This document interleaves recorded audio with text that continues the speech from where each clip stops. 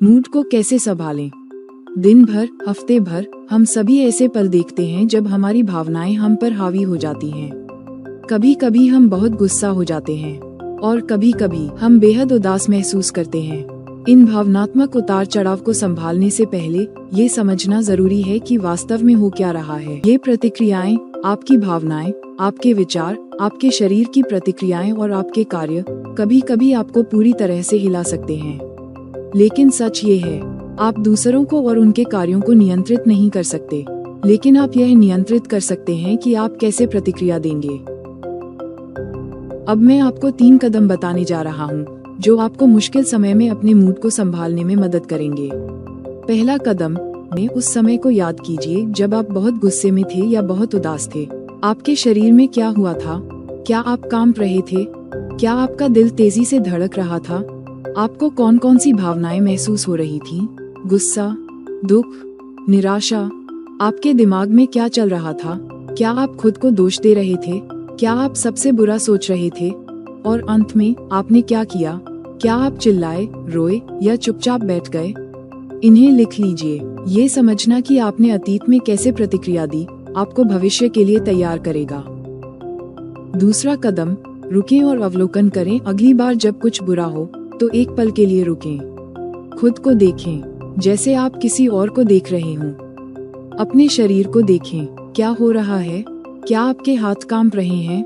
क्या आपकी सांसें बदल रही हैं? अपनी भावनाओं पर ध्यान दें। क्या आप उन्हें नाम दे सकते हैं? गुस्सा, उदासी, डर? अपने विचारों की जांच करें, आपके दिमाग में क्या चल रहा है? और अंत में अपने कार्यों पर ध्यान दें। क्या आप भागने वाले हैं? गुस्सा करने वाले हैं? जागरूक होकर आप नियंत्रण की ओर पहला कदम बढ़ाते हैं। तीसरा कदम, नियंत्रण प्राप्त करें। जब कोई मुश्किल परिस्थिति आए तो ये करें। 1. अपनी सांस को नियंत्रित करें। आपकी सांस आपकी ताकत है।